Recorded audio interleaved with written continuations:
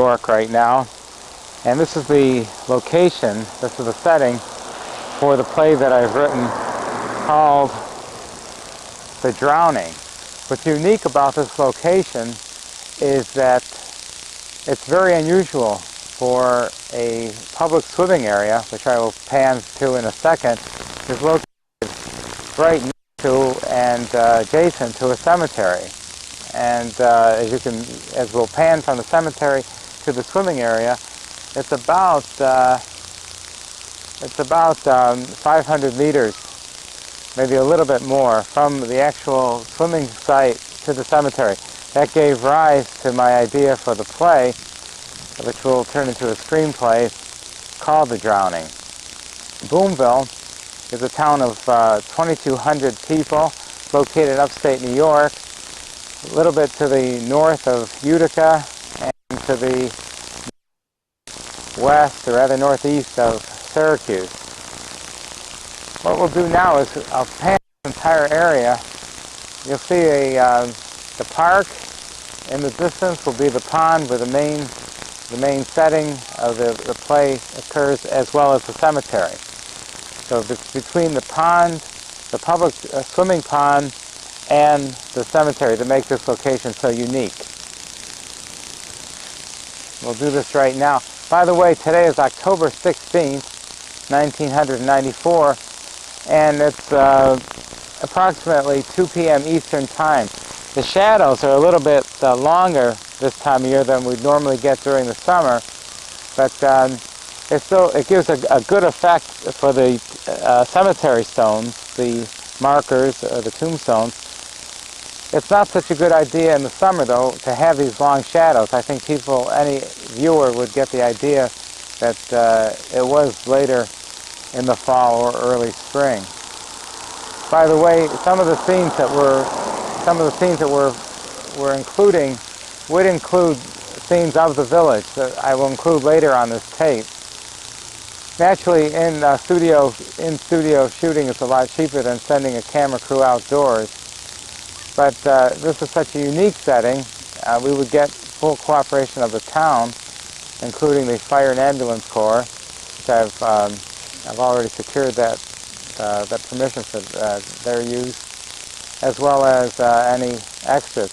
It's not a long play. It's approximately 24 minutes airtime and about 30 pages of script. My illustrator lives in this town. He's a young fellow who grew up here and appreciates the uniqueness of the Boonville Town Park. Boonville, by the way, is named after Garrett Boone, and later on in the tape I may have some film, some close-ups of the monument dedicated to Mr. Boone. With that, I'll end this, and we'll get back to you at the end of the tape with some other ideas that I'm working on. Meantime, we'll pan this over to show you the pond. By the way, the water is out of the pond now. The Army Corps of Engineers, I believe, takes the water, lowers the water level during the off-season, and brings it up again during the course of the swimming season. That's about it. Okay, excuse me, I'm doing this myself. I don't have the luxury of a cameraman today. It's Sunday, and we just have to go without.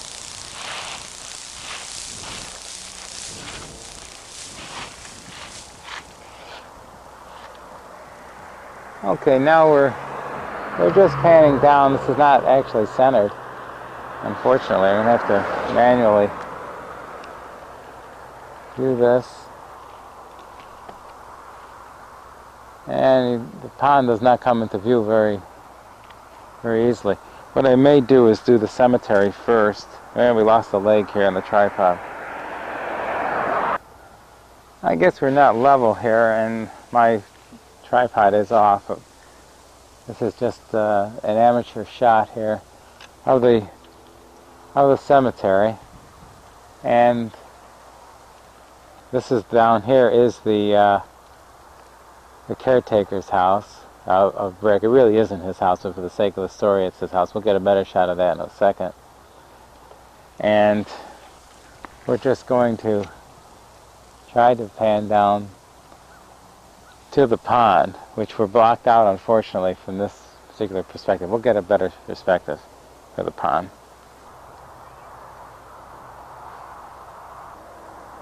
All right, we've got a shot here of the pond. We'll try to move in on the lifeguard's post, and what appears as sand right now is actually covered with water during the season, and we'll get some close-ups of that.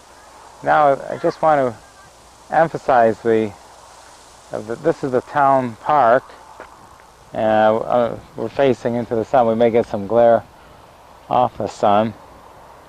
Try to draw back here a bit, and there's some kids playing football, touch football, and this is the road behind the park and adjacent to the cemetery. And we'll do this again. We're probably getting some glare into the lens of the camera. Unfortunately, we are at I'll try to back this, and those houses are residential. In the distance is a Ethan Allen furniture factory, the main industry in Boonville. I'm not sure if that's coming through here or not. And we're coming once again around to the pond. In the still photographs that are enclosed, you can get I've done a panorama of this, and this is, and we'll swing around back to the cemetery. And I think you have the idea now. Oh, a little off angle here. Just have to put up with that. And you see the nice hilly terrain. It makes for some interesting, and the old wrought ironwork. I'll try to get that in. If I can show you some of the old wrought iron. The cemetery does have some. There's a scene. You could use this. We do have some still photographs of this for your record. I'll draw it back a little bit. Okay, now what I'm going to do is just take a break here and go back to the. We'll get a close-up of the caretaker's house, and then we'll get some shots of the pond, followed up with some shots of the village. Now here we are in a different location. Right beneath the Boonville Cemetery is a sign, and a very unique looking building that I've called the caretaker's house. I don't really believe it's such. I don't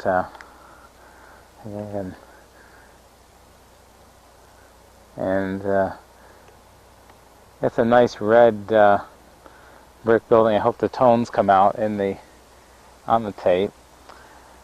We have missed the peak foliage right now. This is just for your edification here. We do have some foliage of the autumn foliage left here. We could have a storm within the next few days, and that would end us. All these leaves would be off, and we'd be back in. It would look very winter-esque. And oh dear.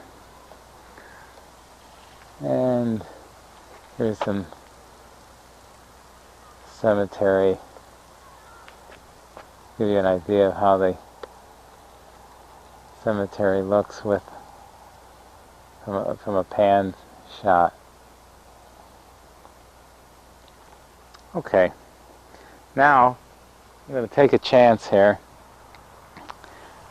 Stand by. I'm going to take a chance here and hope you don't become seasick, as this is not my car. I don't know whose vehicle this is. And now I think we get by the way, as you can see, park closed. You can get a good idea of where the pond is now. And I'm just going right through the trees down into the pond. Unfortunately, I've waited until they've taken this water down. The water is higher. It's up to, in the photographs you'll see how high the water actually is. And they must have just taken this water level down during the last week or so. That sand that you see right at this point is actually covered with water. There's very little beach area to speak of, as we call it, beach. I will drop down now to the pond itself. Now there's a close-up of the lifeguard deck, the lifeguard's chair, which I think it really would have to be replaced for the sake of filming, since that's a homemade, idiotic-looking kind of lifeguard. I think it's really not true. We were changing it in the illustrator's changing that stand, and he'll be changing the far one as well. I don't know if we can see that. This the lifeguard's post. There is a lifeguard's post in the middle. The water level almost reaches the deck on the lifeguard stand in the middle. And this pipe is underwater. That's a feeder pipe, and that is completely covered during the season. And now we'll just draw back a little. And so the gist of the story, as you probably will read, I hope, from my script, is that while everybody exits through the front of the park, which is in that direction, the main subject, the girl and her little brother and sister, every day exit through the back of the park, and we're going around now in a counterclockwise up to the cemetery, toward the cemetery, and there's an exit right there, which is blocked and closed now.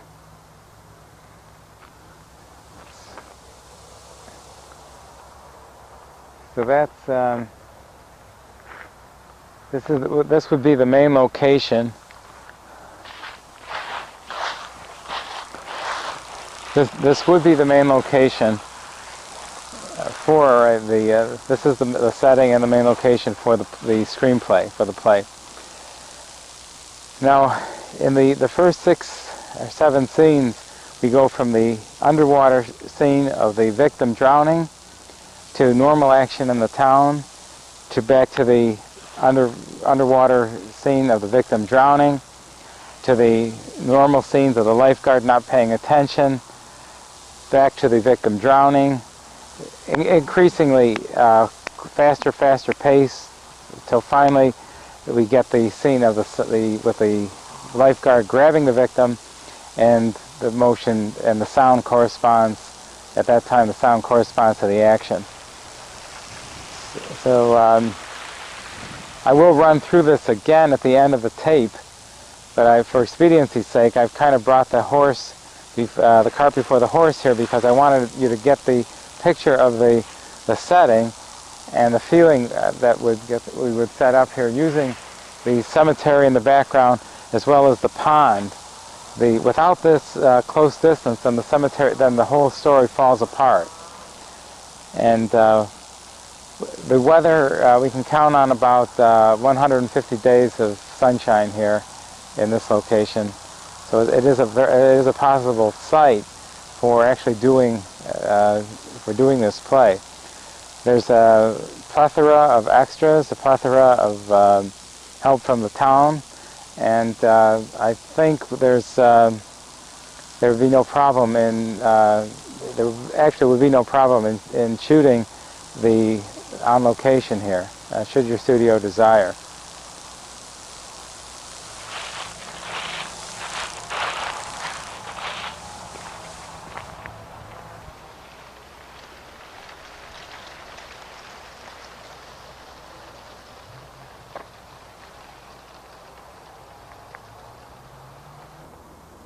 Now we're at the pond level, at water level, and just a few feet from the current edge of the water, which is not the edge during the summer.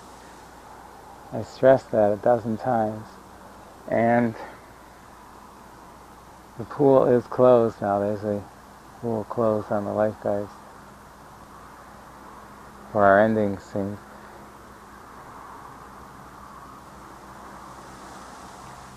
And just panning the entire pond. Once again, the pipe that you'll see shortly is completely buried, completely underwater during the season. And you get a terrain shot of the hill and the very roof, I believe, of the caretaker's house. Just the roof outline. And a little bit more than that as we draw back. We're doing a 360, almost a 360 here. And I apologize for not having this completely leveled out.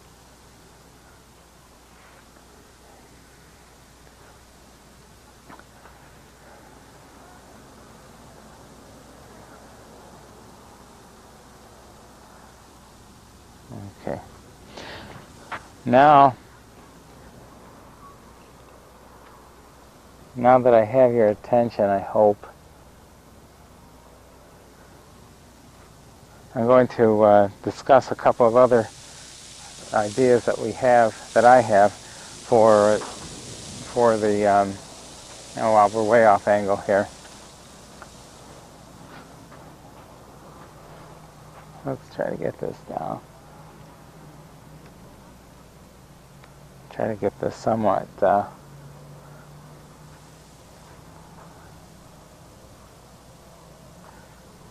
leveled. Currently I have about 12 ideas, 6 completed strips. This is the drowning, and this one it's about 24 minutes. The first play I worked on was where Image is Everything. That's about the Russian spy who comes to the United States because he no longer has a country to spy for, and he eventually becomes elected through deception, becomes elected to the becomes the governor of California. And complete deception, because the spy is so good that he learned how to manipulate the American system. We have the third play is called The Reunion, which is of a high school, that takes place in a high school reunion 25 years post-graduation. The other plays concern similar Americana setting. Nothing of foreign interest, except possibly one called Circular Reasoning. There's a possibility. You mentioned that you'd like to do a three-day series. This on a miniseries. This is possible if we work on one concerned. I'm considering one on casino gambling, where 2 young scientists become addicted and hooked to casino gambling. And one is a Chinese American, the other is a Jewish American, who are scientists sent to Las Vegas to present papers. They go to Las Vegas and become addicted to casino gambling, kind of working in the elements of the Indians as well, because as you well know, Indians now have the licenses for casino gambling in the United States.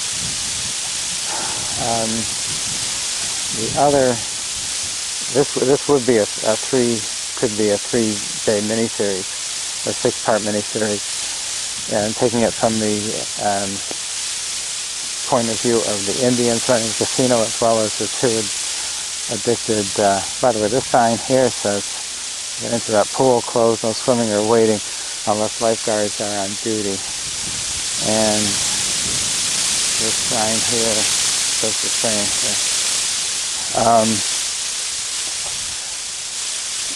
The casino gambling one, if you're interested, you may want to take a look at the James Caan film, the Carol Reese production called The Gambler, and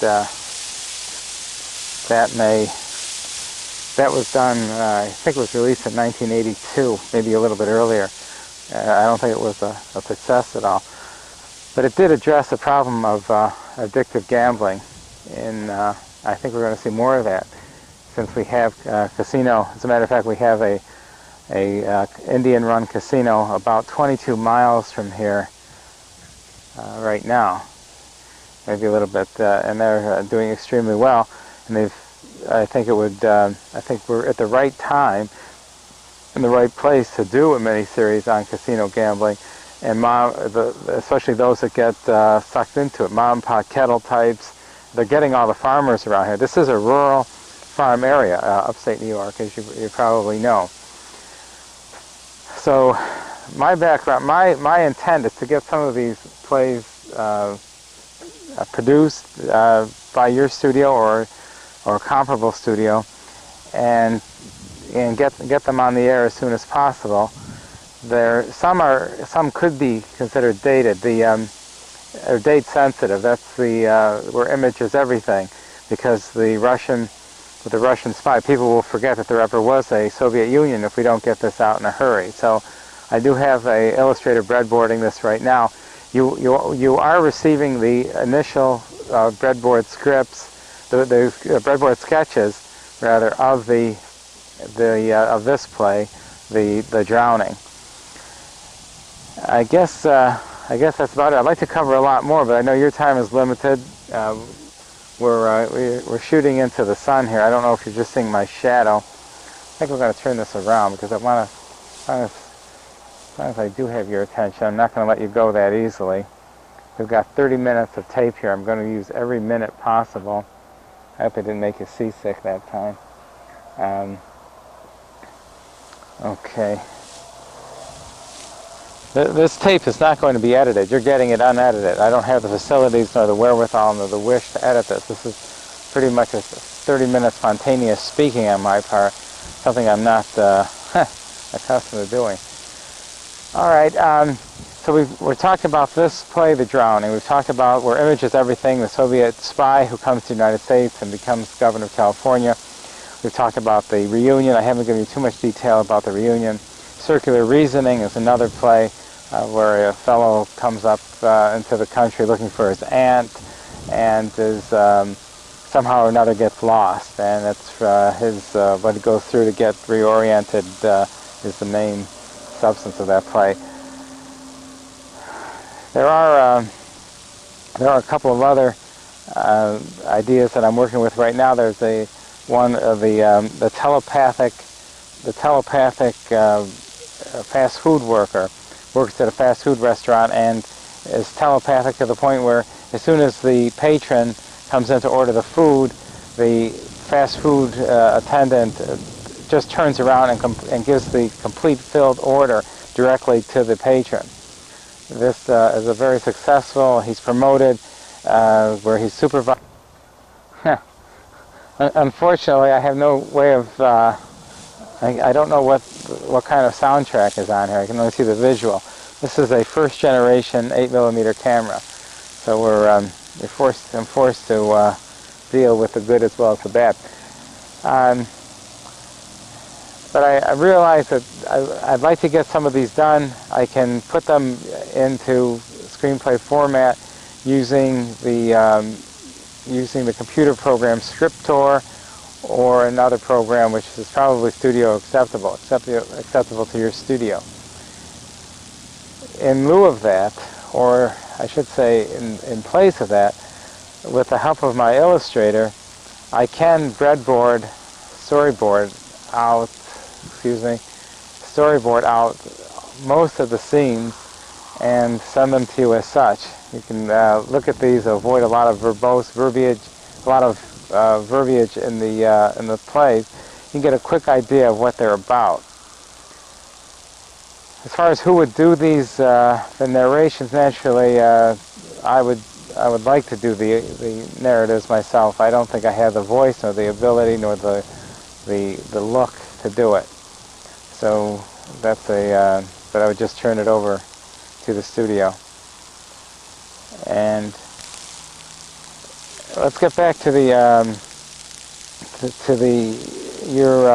your request concerning the stand and V. I never saw V. I was not living in the United States during the time that it ran. I never saw one episode. I read up on all the reviews of it, and some were.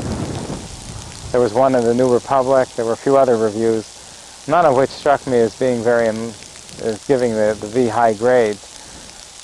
Even though I guess according to one review it said it was the most expensive miniseries production ever done. And of course that was as of 1982. The other, as far as the Stand, Stephen King's The Stand, I took the book from the library, took a glance through it, and never read it. Then did not see the miniseries when it aired here on I believe NBC. I can't think of too much else. I think I've worn out my welcome if I had one at all. But I'm coming up with I am working on these scripts with all seriousness, earnestness, and desire to get them out to you in California. Now, should you get to New York City, let me add this. I'm about 3 hours or 3.5 hours drive from New York. We could possibly meet in New York or Albany. Albany is about an hour and a half from me. It would be an hour and a half from New York City. I suppose since the ball is in my court, then I'm the beggar that I should say I'm available at your convenience. But getting to New York is a little bit easier said than done. So I think that is about it. And I'm going to just put a little bit at the end of this some scenes from the village. Of course, today is a Sunday. We won't get an active downtown village as I have depicted in the play, but we may get something. We covered a lot of ground here. I appreciate you looking at this tape, and if you could, maybe without laughing or with laughing, I don't know. I've been laughed at before. It wouldn't be the first time. I'm taking this very seriously, and I would like to pursue it with your studio. And I think that's about it from here, from Boonville, New York. The time now is approximately 2:35 p.m. and I think we've just about run out of time and run out of the end of this tape too. I'd like to get this tape back if possible. My first indication was that you can do what you may, but I don't have the ability to make a copy. And for my own record, if you'd be so kind as to just have someone throw it in the mail and mail it back to me, I'd be greatly appreciative. And I have to be hearing from you. Good afternoon, goodbye from Boonville.